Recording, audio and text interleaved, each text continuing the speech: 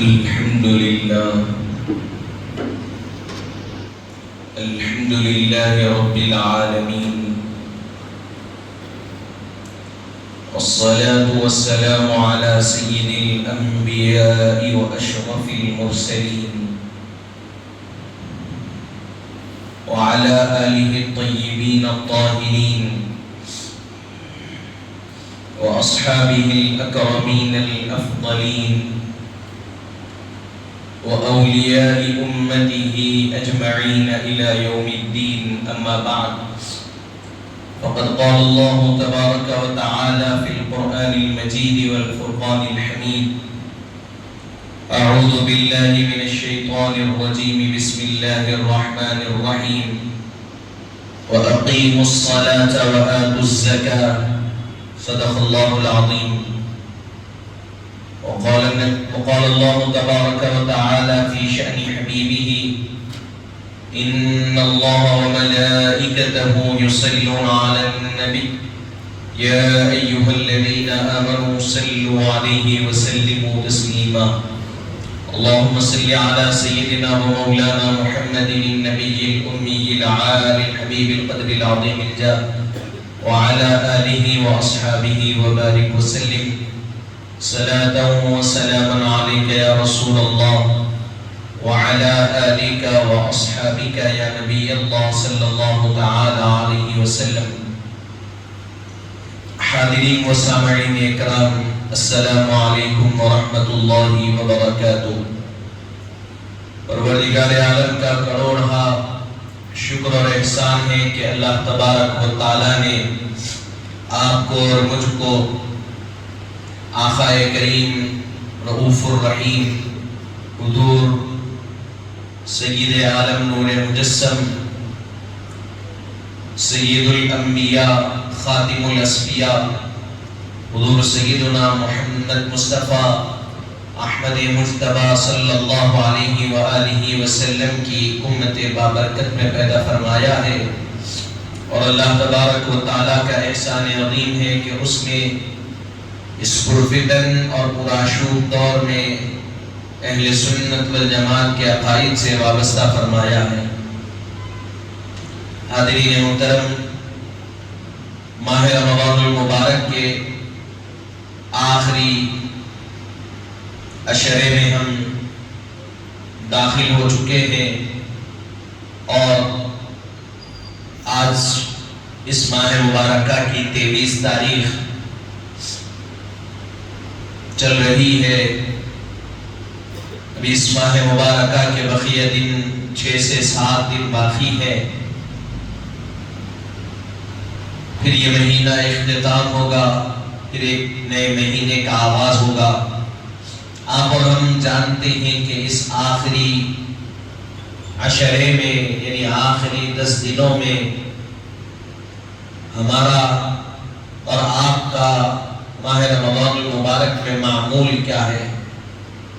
حضور پاک صلی اللہ علیہ وسلم کے متعلق احادیث مبارکہ میں ذکر ملتا ہے کہ حضور سیدنا محمد صلی اللہ علیہ وسلم ماہ رمضان المبارک کے آخری عشرے میں کمر بستہ ہو جاتے اور دن میں روزہ رکھتے، رات میں قیام فرماتے، خود بھی جاگتے اور اپنے گھر والوں کو بھی جگاتے.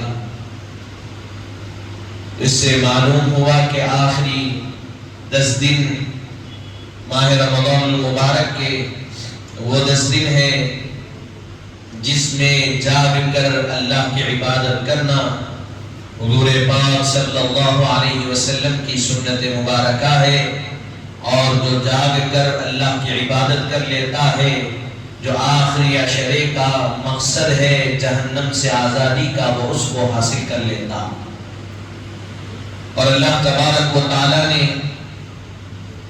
اسی ماہ مبارکہ کے آخری عشرے کے 10 دنوں میں سے 5 راتیں وہ رکھی ہے جن میں شب قدر کو تلاش کرنا، 5 راتوں میں جاگنا، اللہ کی عبادت کرنا. اور فرمایا گیا کہ ان 5 راتوں میں جاگو گے، اللہ کی عبادت کرو گے تو 5 میں سے کوئی ایک رات شب قدر ہوگی وہ تم کو عطا ہوگی. یہ نہیں کہ 27 کو ہوگی، یہ نہیں کہ 25 کو ہوگی، یہ نہیں کہ کل کی جو گزری رات 23 کو ہوگی کہا گیا، نہیں، بلکہ 5 کے 5 راتیں جگنا ہے اور اس میں اللہ کی عبادت کرنا ہے. اب ان 5 راتوں میں سے کون سی رات ہوگی اللہ بہتر جانتا. بس ہمارا اور آپ کا اور ہمارا کام یہ ہے کہ ان راتوں میں جاگنا اور اللہ کی عبادت کرنا. جاگنا اللہ کی عبادت کرنے سے مراد دن میں ہم تو ایک تو روزہ رکھتے ہیں اور رات میں تراویح پڑھتے ہیں، پھر تراویح کے بعد چند گھنٹوں کا وقفہ دے کر پھر نماز تہجد کو آنا، نماز تہجد پڑھنا، صلاۃ التسبیح کی نماز انفرادی طور پر ادا کرنا، پھر اس کے بعد اللہ تبارک و تعالیٰ کی بارگاہ میں توبہ و استغفار کرتے ہوئے بیٹھنا، یہ ان راتوں کا مقصد. تو حاضرین محترم، آخری عشرہ چل رہا ہے اور جتنی قدر ہم بچے ہوئے دنوں کی کر سکتے ہیں ہمارے لیے غنیمت ہے. جتنے دن باقی ہے ماہ رمضان المبارک کے، ہمارے لیے بقیہ دن غنیمت ہے. ہم بقیہ دنوں میں اللہ کی عبادت، اللہ تعالیٰ کو راضی کرنے کے لیے عبادتوں میں مصروف رہ سکتے ہیں. اللہ تعالیٰ کی رضا اور خوشنودی حاصل کرنے کے لیے ہم اللہ تبارک و تعالیٰ اور اس کے حبیب صلی اللہ علیہ وسلم نے جن چیزوں کے کرنے کا حکم دیا ان چیزوں کے کرتے ہوئے ان راتوں کو گزار سکتے ہیں. بہرحال بتانے کا مقصد یہ ہے کہ ہم کو اس آخری عشرے کو یوں ہی نظر انداز کرتے ہوئے گزارنا نہیں ہے، بازاروں کی زینت بنتے ہوئے گزارنا نہیں ہے اور دنیا کے لعب و لعب میں وقت کو خراب کرتے ہوئے گزارنا نہیں ہے، بلکہ اللہ کی یاد میں اور اس کی عبادت میں گزارنا. اب دوسرا مسئلہ یہ ہے کہ یہ رمضان المبارک میں ہم زکوٰۃ نکالتے ہیں تو اس کے متعلق کیا احکامات ہیں اور اسلام میں اس کی اہمیت کیا. میں آپ کو سمجھانے کی کوشش کروں گا. پہلے آپ زکوٰۃ کے بارے میں یہ چیز سمجھ لیجئے کہ زکوٰۃ اسلام کے بنیادی ارکانوں میں سے رکن ہے اور اس کو رکن رابع، چوتھا رکن کہا جاتا. اسلام کی جو 5 بنیادی ارکان ہیں، توحید و رسالت، اس کے بعد نماز پڑھنا، پھر زکوٰۃ دینا، پھر حج کرنا، پھر ماہ رمضان المبارک کے روزے رکھنا، تو یہ اللہ تبارک و تعالیٰ کی وحدانیت اور حبیب پاک صلی اللہ علیہ وسلم کی رسالت کے اقرار کے بعد سب سے پہلی جو عبادت ہے وہ ہے نماز، اور اس کے بعد جو دوسری عبادت ہے، جو اہم عبادت ہے، وہ ہے زکوٰۃ. اور یہ دونوں عبادتیں اللہ تبارک و تعالیٰ نے اپنی عبادتوں میں 2 چیزیں رکھی. ایک جسمانی عبادت ہوتی ہے، ایک مالی عبادت ہوتی ہے.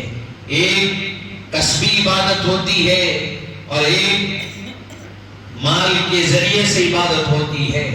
جسمانی عبادت کیا ہے؟ ہم نماز پڑھ رہے ہیں، ہماری جسمانی عبادت ہو رہی ہے، اس سے ہمارے جسم کو فائدہ ہو رہا ہے، ہمارے ظاہر کو بھی اور باطن کو. اور زکوٰۃ دے رہے ہیں تو اس سے کیا فائدہ ہو رہا ہے؟ ہمارا ظاہر تو ظاہر ہے، ہمارے باطن کو اللہ تبارک و تعالیٰ اس کی اصلاح فرما رہا. حاضرین محترم، پہلے آپ کو بنیادی باتیں بتاتے ہوئے آگے بڑھوں. اللہ تبارک و تعالیٰ نے جو دین آپ کو ہم کو عطا فرمایا، یہ آفاقی دین ہے اور یہ ایسا دین ہے جس میں محبت کا لحاظ رکھا گیا، جس میں اخوت کو اعلیٰ مقام پر رکھا گیا، جس میں بھائی چارگی، رشتہ داری کو اہمیت دی گئی. آپ کا ہمارا دین ایسا دین ہے جس میں دوسروں کی مدد کرنے کو اہمیت دی گئی. آپ ایسا دین ہے جس میں ایک دوسرے کے خیال رکھنے کو اللہ تبارک و تعالیٰ نے بڑی اہمیت دی. تو اسی ایک دوسرے کا خیال رکھنا، اخوت رکھنا، بھائی چارگی رکھنا، لوگوں کی مدد کرنا، تو اس کے لیے اللہ تبارک و تعالیٰ نے بہترین ذریعہ زکوٰۃ کو بنایا. اس سے بھائی چارگی بھی رہتی ہے، اس سے آپسی محبت بھی رہتی ہے، اس سے اخوت بھی رہتی ہے، اس سے رشتوں کا احترام بھی باقی رہتا ہے اور آپسی تعلقات بھی اچھے رہتے ہیں. اللہ تبارک و تعالیٰ نے اس ذریعے زکوٰۃ کے ذریعے سے کئی حکمتیں اللہ تبارک و تعالیٰ نے اپنے بندوں کے حق میں رکھ دی. کئی حکمتیں اس کے اندر چھپی ہوئی ہے اور کئی نعمتیں بندہ زکوٰۃ کے ادا کرنے کے ذریعے سے حاصل کر لیتا. حاضرین محترم، زکوٰۃ کیا ہے؟ زکوٰۃ کی تعریف میں علماء فرماتے ہیں، زکوٰۃ کہتے ہیں اپنے مال میں سے 40ویں حصے کو نکال کر اس نکالے ہوئے مال کو کسی کو دے دینا، اس کو مالک بنا دینا، اس کے قبضے میں دے دینا، یہ زکوٰۃ ہے. اپنے مال میں سے 40واں حصہ نکالنا اور نکال کر غریب کو، مسکین کو، فقیر کو، محتاج کو، مسافر کو، عامل کو وہ پیسے دے دینا، اس کا مالک بنا دینا، اس کو قبضہ دے دینا، یہ زکوٰۃ ہے. یہ تعریف بتلائی گئی اور اس کی اہمیت میں یہ بتلایا گیا کہ پہلی چیز یہ ہے کہ اسلام کی بنیادی عبادتوں، بنیادی ارکانوں میں سے زکوٰۃ ہے.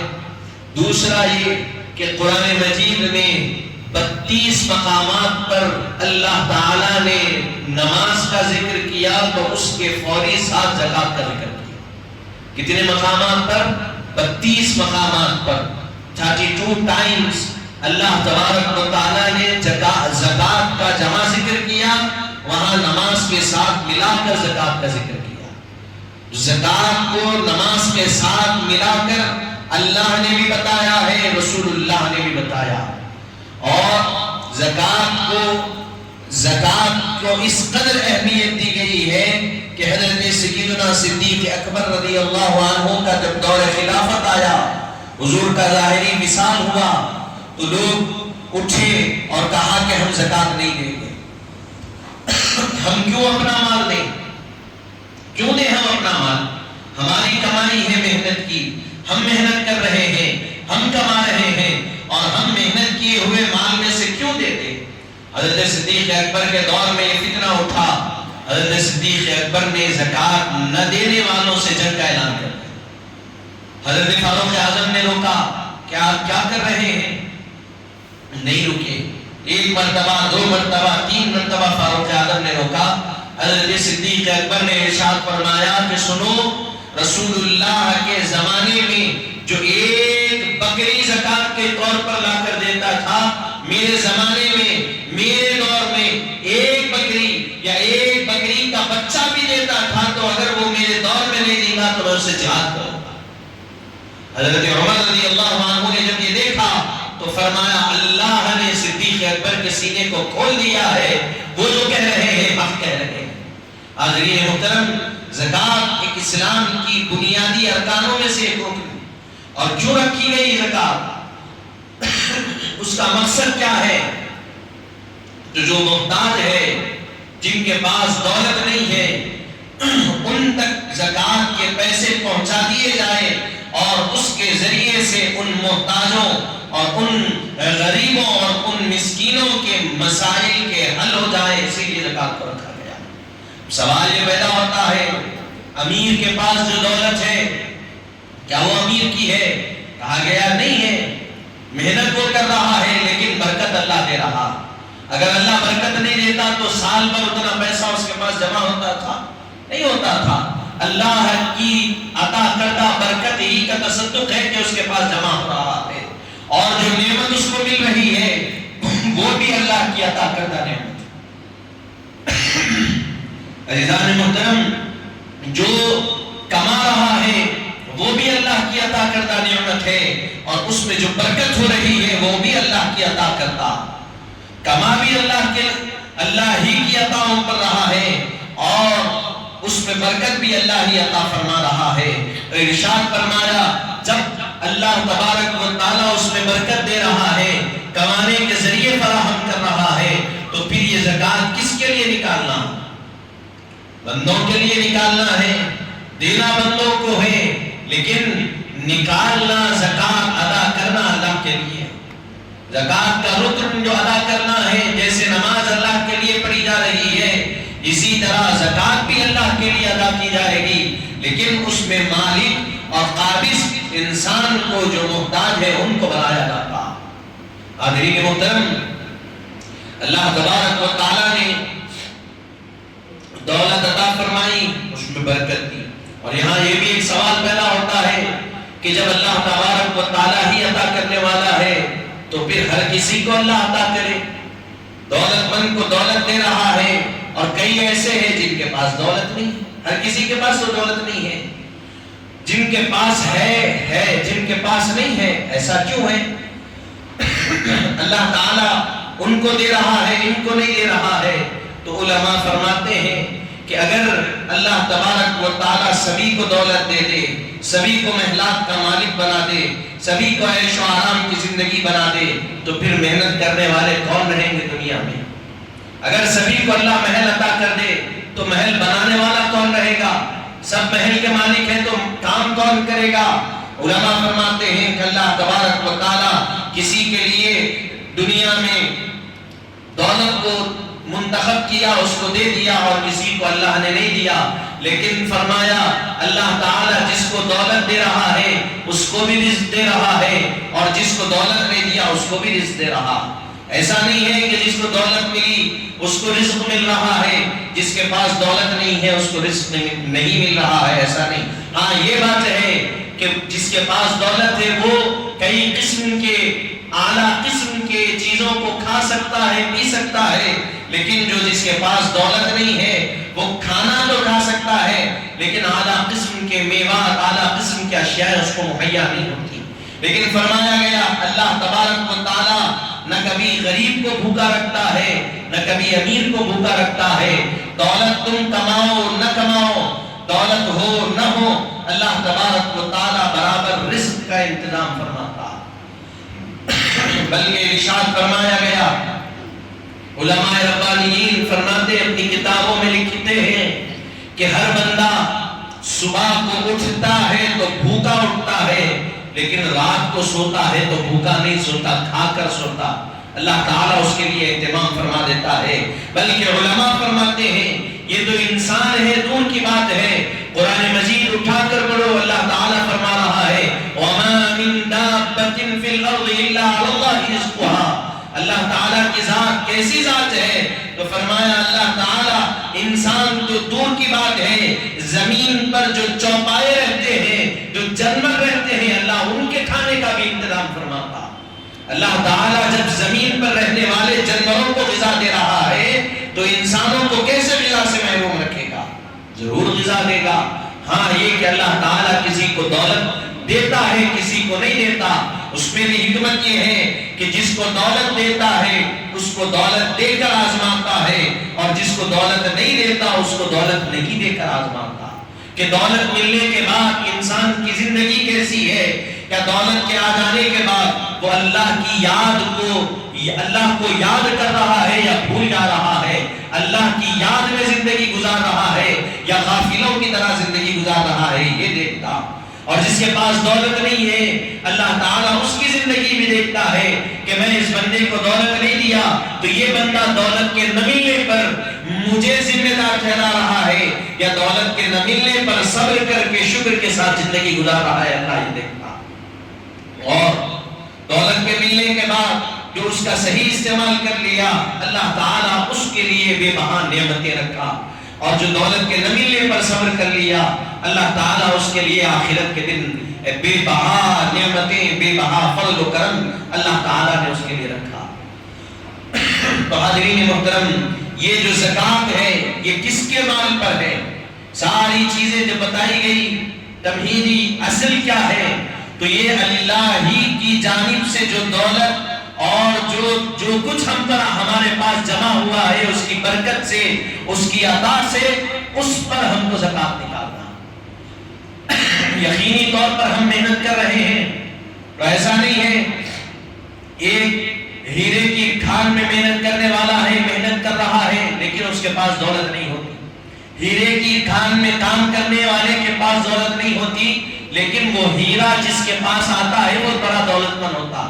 اب دیکھیے تو وہ محنت کرنے پر دار و مدار نہیں ہے دولت کا، اللہ کے فضل پر دار و مدار ہے۔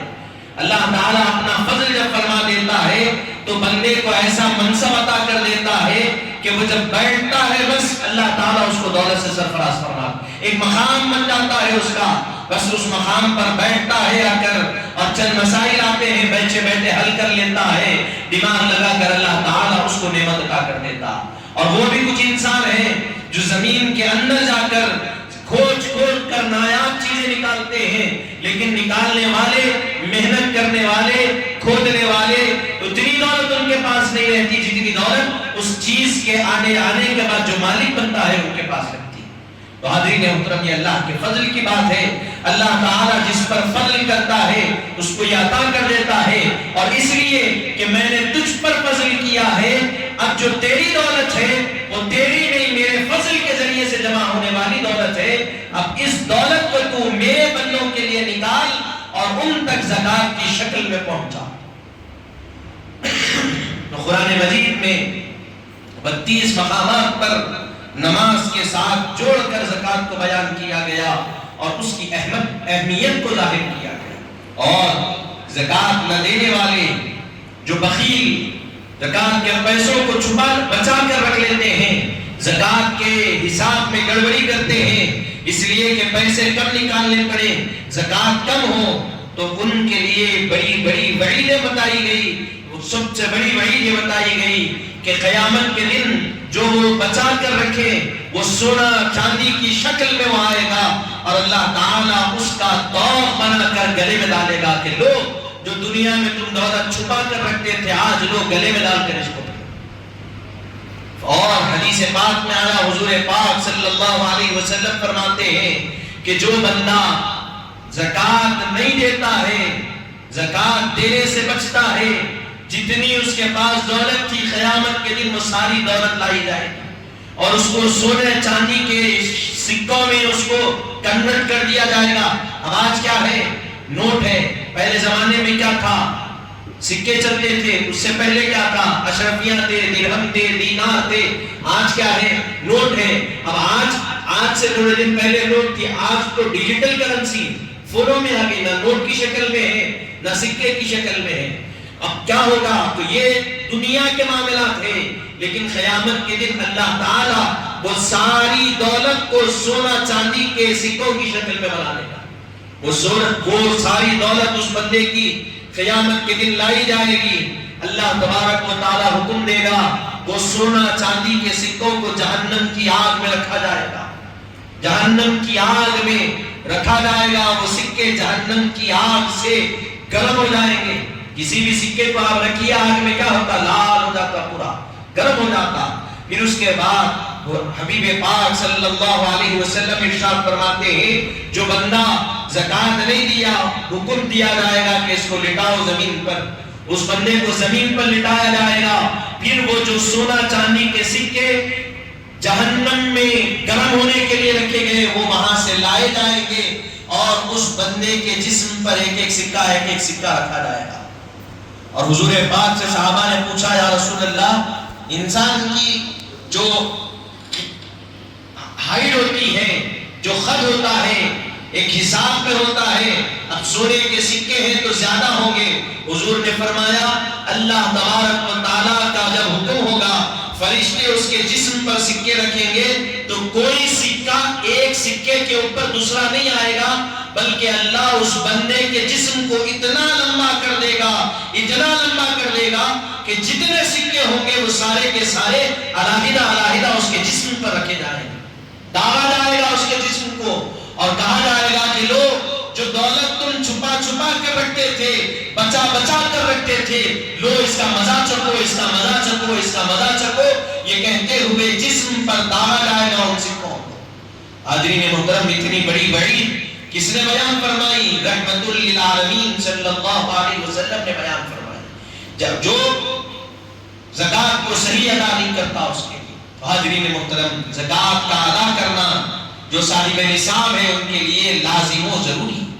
زکات کی مقدار ہوئی، زکات پر سال گزر گیا، سال شروع ہو کے سال ختم ہو گیا، تو فقہا فرماتے ہیں کہ زکات کے ادا کرنے میں جلدی کرنا یہ سب سے بڑی اہمیت کا کام ہے جب سال گزر گیا۔ بلکہ فقہا فرماتے ہیں ابھی زکات کے مہینوں کی سال کے مکمل ہونے کے لیے 1-2 مہینے باقی ہے، تو وہ باقی رہتے ہوئے بھی مہینوں میں، یعنی سال کے مکمل ہونے سے پہلے بھی کچھ مہینوں میں اگر زکات ادا کر دی جائے تو اس کے لیے اور بہتر عمل ہے بتایا گیا۔ یعنی سال کے گزرنے سے پہلے ادا کر رہا ہے تو اچھا ہے اس کے لیے، لیکن سال گزر گیا تو اس کے لیے وہ باعث وبال بن جائے گا، اس کی گرفت کا ذریعہ بن جائے گا۔ سال کے گزرنے کے بعد تاخیر کرتا چلا گیا، فرمایا کہ سب سے پہلے زکات ادا کرنا۔ یہ اسلام میں اس کی انتہائی اہمیت ہے، اور اسلام میں یہ زکات کا نظام اس لیے رکھا گیا کہ ہر کوئی اپنی دولت میں سے جو دولت مند ہے 40واں حصہ نکالے، غریبوں، فقیروں اور مسکینوں اور محتاجوں تک پہنچا دے، تاکہ ان کی زندگی گزارنے کے لیے جن چیزوں کی ضرورت ہے وہ آسانی کے ساتھ ان کے وہ چیزیں مکمل ہو سکیں۔ حاضرین محترم، ایک اور حکمت علماء ربانیین فرماتے ہیں کہ زکات دینے سے ایک فائدہ کیا ہوتا ہے؟ ایک فائدہ یہ ہوتا ہے کہ بھائی محنت میں کیا، اگر یہ ذہن میں خیال آیا پیسے میں جمع کیا، میرے پیسے، لیکن کس کے لیے دے رہا ہوں؟ اللہ کے لیے دے رہا ہوں۔ جب زکات دیتا ہے تو علماء فرماتے ہیں کہ بندے کے دل سے دنیا کی محبت اور پیسوں کی محبت ختم ہوتی ہے، اللہ کی محبت پیدا ہوتی ہے، اور یہ خیال آیا اس کے دل میں پیدا ہو جاتا ہے، بلکہ پیوست ہو جاتا ہے کہ میں کتنا بھی کما لوں، کچھ بھی کر لوں، یہ سب ختم ہونے والے ہیں، اور ایک وقت آئے گا تو اللہ کے نام پر، اس کی رضا پر، اس کی خوشنودی کے لیے ساری چیزیں قربان کر دینا پڑے تو میں کرنے کے لیے تیار۔ زکات سال گزرا، کس کے لیے نکال رہا؟ اللہ کے لیے نکال رہا، اللہ کی رضا اور اس کی خوشنودی کے لیے زکات نکال رہا ہوں۔ جب نکالتا ہے تو وہ جو دولت ہے اس کی محبت اس کے دل سے کم ہوتی ہے، اور اللہ کی محبت میں اضافہ ہوتا ہے، اس لیے کہ اللہ کی محبت کے سامنے یہ دولت کوئی چیز نہیں ہے، اس کے نام پر یہ دولت بھی قربان۔ حاضرین محترم، یہ ایک فائدہ ہوتا ہے۔ اب رہا مسئلہ کہ زکات نکالنا کتنی نکالنا، زکات کا نصاب کیا، زکات دینا کس کو دینا اور کس کو نہیں دینا۔ حاضرین محترم، آسان انداز میں آپ کو سمجھاتے ہوئے آگے چلوں تو زکات حیدرآباد بلکہ ہندوستان بر صغیر کی عظیم یونیورسٹی، عظیم ادارہ جامعہ نظامیہ کے نصاب کے علماء کی تحقیق کے حساب سے جو زکات نکالنے کا نصاب ہے وہ سونے کی جو لمٹ بتائی گئی 6.5 تولے سونا، اور چاندی کی جو بتائی گئی وہ 52.5 تولے۔ اگر کسی کے پاس 6.5 تولے سونا ہے یا 52.5 تولے چاندی ہے تو وہ صاحب نصاب کہلائے گا، اس پر زکات نکالنا لازم و ضروری۔ کسی کے پاس 6.5 تولے سونا ہے یا 52.5 تولے چاندی ہے تو وہ شخص صاحب نصاب ہو گیا۔ اب اس پر زکات نکالنا کیا ہے؟ لازم ہے، واجب ہے، ضروری۔ اب اس کے پاس 6.5 تولے سونا نہیں ہے، 52.5 تولے چاندی نہیں ہے، لیکن اتنی قیمت موجود ہے، اس پر بھی زکات نکالنا۔ اور یہ قیمت کیا؟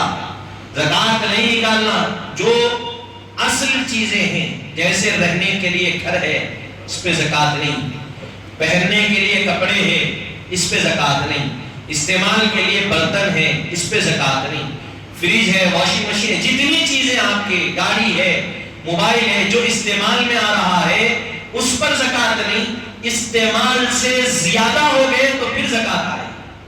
ایک سے زیادہ ہو گئے، ایک استعمال کا ہے، ایک سے زیادہ پھر اس سے فائدہ حاصل ہو رہا. کسی کے پاس 2 گھر ہے تو ایک گھر میں وہ رہ رہا ہے، ایک گھر کرائے کو دیا، تو وہ جو گھر سے کرایہ آ رہا ہے پھر اس کرائے پر اس کو زکات نکالنا. بات سمجھ میں آ رہی ہے؟ اسی طرح سواریاں ہیں، ایک سواری ہے تو کوئی مسئلہ نہیں، ایک سواری سے زیادہ سواریاں ہو گئے پھر اس کو وہ کرائے پر دے رہا ہے، اس کے ذریعے سے کرایہ آ رہا ہے تو پھر اس پر اس کو زکات نکالنا. آپ فقہا کی کتابیں اٹھا کر پڑھیں گے تو پہلے زمانے میں فقہا لکھے اونٹ ہے تو اونٹوں پر زکات ہے، گھوڑے ہیں، گائے ہیں تو گائے پر زکات ہے، بکریاں ہیں تو بکریوں پر زکات ہے. یہ کیوں بتائے گئے؟ اس لیے کہ وہ اونٹ سے کیا فائدہ ہوتا آپ کو؟ ایک تو اونٹ سے فائدہ یہ ہوتا کہ اس کے دودھ کو، اونٹنی کے دودھ کو بیچا جاتا. گائے سے یہ فائدہ کہ اس سے گائے کے دودھ سے کاروبار ہوتا، بکری کے دودھ سے کاروبار ہوتا. پھر دوسرا کہ انہی جانوروں کے خرید و فروخت سے بھی فائدہ، کہ جانور لیے بیچے، اس سے بھی فائدہ ہوا. دوسرا یہ کہ ان کے ذریعے سے وزنی سامانوں کو ادھر سے ادھر اور ادھر سے ادھر پہنچایا جاتا، اس سے بھی فائدہ اٹھایا جاتا. تو یہ ساری چیزیں جن سے فائدہ اٹھائی جاتی ہے تو پھر اس پر زکات پڑی. اسی طرح آج کے دور میں ایک استعمال کی سواری ہے تو نہیں ہے، ایک سے زیادہ کسی کے پاس کئی آٹوز ہوتے، کئی کارز ہوتے، لیتے کرائے پر دیتے. جب کرائے پہ دے رہے ہیں اور اس سے فائدہ آ رہا ہے تو پھر اس پر زکات نکالنا. تو پہلی چیز یہ ہے کہ 6.5 تولے سونے کا مالک یا 52.5 تولے چاندی کا مالک. اب 6.5 تولے سونا تو 1 تولہ سونا کتنے میں آ رہا؟ 1.5 لاکھ روپے میں چل رہا موجودہ. تو موجودہ جو سونا چل رہا ہے اسی حساب سے زکات نکالنا.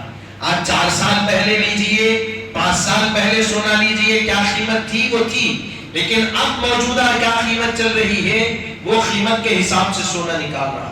اب کسی شخص کے پاس 2 تولے سونا یا 3 تولے سونا، 6.5 تولے نہیں ہے اور چاندی بھی نہیں ہے، تو اب کیا وہ صاحب نصاب کہلائیں گے؟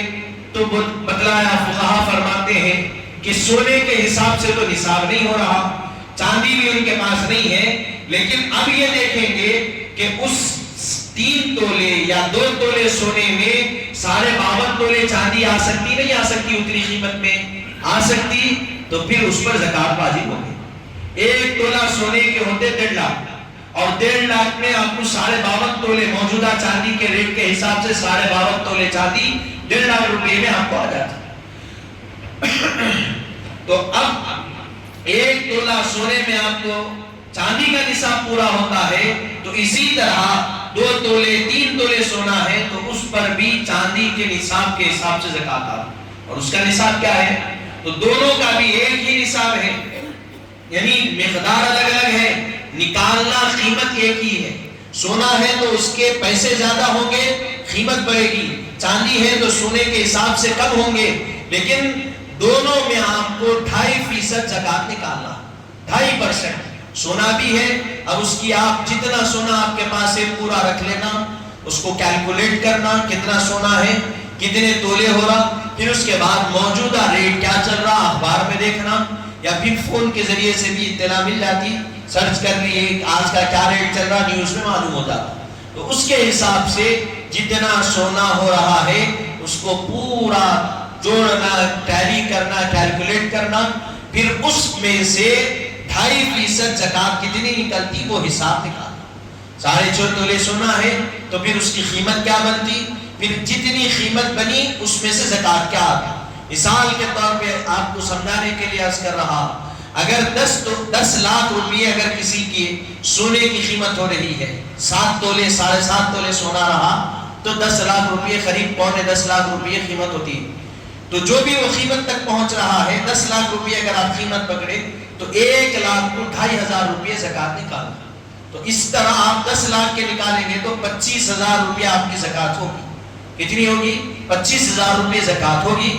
تو پھر اتنی زکات، اب جتنا آپ کے جتنے لاکھ بن رہے ہیں، جتنے تولے سونا بن رہا ہے اس حساب سے آپ اس کو دیکھنا، اس کا حساب کرنا، پھر جتنے لاکھ ہو رہے ہیں لاکھ کے حساب سے 2.5 نکال کر جتنا نصاب بن رہا ہے وہ پورا نکال کر غریب کو، فقیر کو، مسکین کو، محتاج کو دینا، یہ زکات۔ تو نصاب آپ ذہن میں رکھ لیجئے، بار بار پریشان ہونے کا نہیں۔ 6.5 تولے سونا اور 52.5 تولے چاندی اگر ہے تو وہ صاحب نصاب، اس پر زکات واجب ہے۔ اور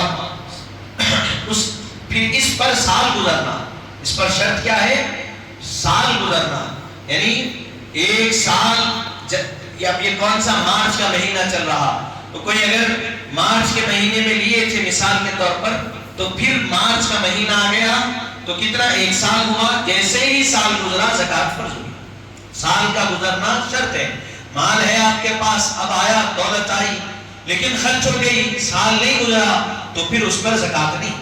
آپ کو وہ نصاب مکمل نہیں ہوا تو پھر زکات نہیں ہے۔ وہ نصاب نہیں لے سکا تو زکات نہیں ہے۔ اس پر پورا سال گزر گیا، اب سونا تو جیسے کا ویسا رکھا ہوا رہتا، نہ اس میں کمی ہوتی بلکہ اضافہ ہوتا۔ اب کوئی حضرات اگر بیچے تو کمی ہوتی، لیکن جتنا بھی رہا اس پر تو سال گزرا، تو جتنا رہا اس کے حساب سے پورا نصاب، اس کا پورا حساب کر کے جتنی زکات نکل رہی ہے وہ نکال کر غریبوں اور محتاجوں میں دینا۔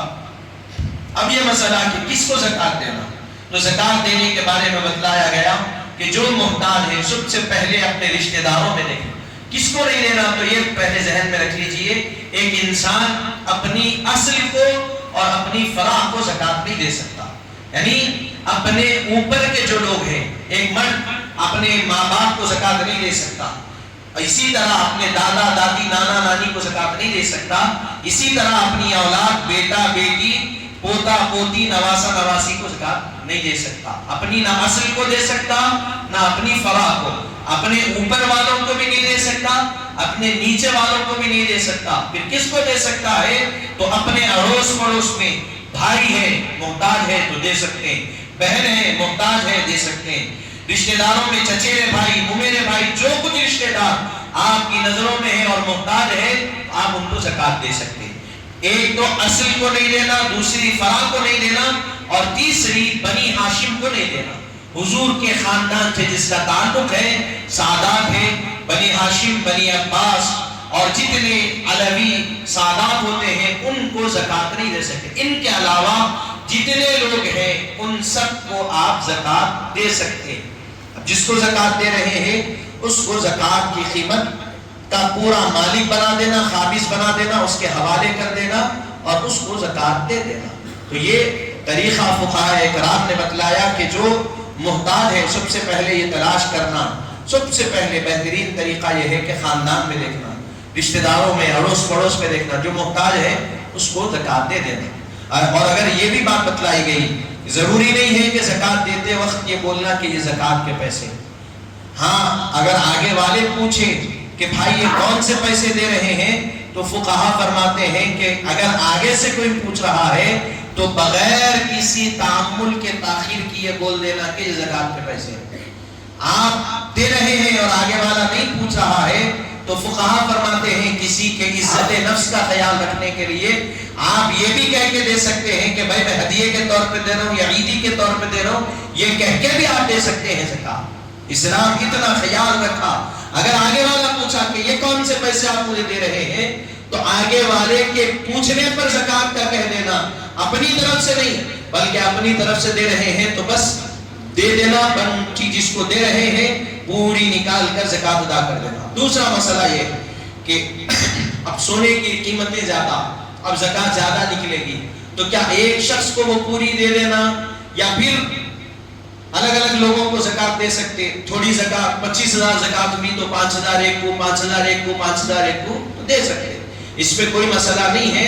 بہترین چیز یہ ہے کہ دیکھنا اگر کوئی آدمی ہے جو قرض دار ہے، زکات کا بھی مستحق ہے اور مخروض بھی ہے، اگر اس کو 1 لاکھ قرضہ ہے پھر اس پر نصاب بھی نہیں ہوتا، صاحب نصاب بھی نہیں ہے، محتاج بھی ہے، تو وہ 25,000 اس کو دے دیے تو 1 لاکھ میں سے 25,000 کا تو وہ قرضہ پھیر سکتا۔ تو فقہا فرماتے ہیں کہ افضل یہ ہے کہ کوئی آپ کے اڑوس پڑوس میں قرض دار ہے تو اس قرض دار کو زکات کے پیسے دے دینا، یا افضل یہ ہے کہ کسی ایسے شخص کو زکات کے پیسے دینا جن کے پاس کھانے کو کھانا نہیں، افضل یہ بہتر یہ ہے کہ کسی ایسے کو زکات کا مالک بنانا جو محتاج ہے، مفلس ہے، جو جن کے پاس پیسے آ جائے تو جن کے کھانے پینے کا انتظام ہو سکتا ہے، ویسے شخص کو زکوٰۃ کے پیسوں کا مالک بنانا یہ افضل۔ حاضرین محترم، زکوٰۃ نکالیے، یہ اسلام کا ایک اہم اور بنیادی رکن ہے، اس کا نکالنا ہمارے لیے لازم و ضروری ہے۔ ہم زکوٰۃ نکالیں گے تو اس سے ہمارے بھائیوں کی مدد ہوگی، اور جو محتاج ہے، جو مفلس ہے، جن کو ضرورت ہے، جن کو حاجت ہے، اللہ تبارک و تعالیٰ ان کی حاجت کو پورا کرنے کے ذریعے سے آپ کی دولت میں اور برکتیں اللہ عطا فرمائے، اور اللہ تبارک و تعالیٰ آپ کی دولت میں اضافہ فرمائے گا، اللہ تبارک و تعالیٰ آپ کو اور ترقی عطا فرمائے گا۔ ایسا نہیں ہے کہ آپ پیسے نکال کر دے رہے ہیں تو کچھ کمی نہیں ہو رہی ہے مال میں، بلکہ اللہ تبارک و تعالیٰ آپ ایک خرچ کر رہے ہیں، اللہ تبارک و تعالیٰ آپ کے لیے 10 کا انتظام فرما رہا ہے۔ آپ ایک خرچ کریں گے، اللہ تبارک و تعالیٰ آپ کے لیے 10 غیب سے آپ کے لیے اللہ تعالیٰ 10 نعمتیں اس کے بدلے میں اللہ عطا فرماتا ہے۔ 1 روپیہ آپ کسی کو دے رہے ہیں، اللہ تعالیٰ غیب سے 10 روپیہ آپ تک پہنچا دیتا۔ آپ کو سمجھ میں نہیں آتے، اب آپ بہرحال وہ ساری چیزیں بتانے کا وقت نہیں ہے، بس اتنا ذہن میں رکھیے، اللہ نے آپ کو دولت مند بنایا ہے تو اللہ تبارک و تعالیٰ آپ کو دولت دے کر آزما رہا ہے کہ میری دی ہوئی دولت سے بندہ میری مخلوق کی مدد کرتا ہے کہ نہیں کرتا۔ تو آپ کی ہماری ذمہ داری ہے، جتنے دولت مند حضرات ہے وہ زکوٰۃ کو صحیح طریقے سے نکالے۔ جتنی زکوٰۃ ہے وہ پورے حساب کو، پوری چیزوں کو ملا کر، جتنی چیزیں ہیں سب کو ملا کر ان کی کیا قیمت بنتی ہے اس حساب سے نکالے، اور پھر جو محتاج ہے، جو مفلس ہے، ان تک وہ زکوٰۃ کو پہنچانے کی کوشش کریں۔ اب حاضرین محترم، اس کے علاوہ صدقہ فطر کا رہتا، انشاءاللہ ہم آئندہ جمعہ اللہ تبارک و تعالیٰ اگر عطا کیا 29 رمضان ہوئے تو آئندہ جمعہ ہم کو ملے گا، اگر 29 رمضان ہوئے تو آئندہ جمعہ ہم کو نہیں ملے گا، تو اگر 30واں جمعہ ہوا تو صدقہ فطر کے بارے میں انشاءاللہ ہم اس جمعہ کو سماعت کریں گے۔ میں آخر میں یہی اپنی بات کو تمام کرتے ہوئے دعا کرتا ہوں کہ مولا تعالیٰ جو کچھ کہا گیا، سنا گیا، کہنے سننے سے زائد اللہ تبارک و تعالیٰ ہم کو عمل کی توفیق عطا فرمائے، کہنے سننے سمجھنے سمجھانے میں کوئی غلطی کوتاہی ہو تو اپنے رحم و کرم سے معاف فرما، بحرمت سید الانبیاء والمرسلین، والحمد للہ رب العالمین۔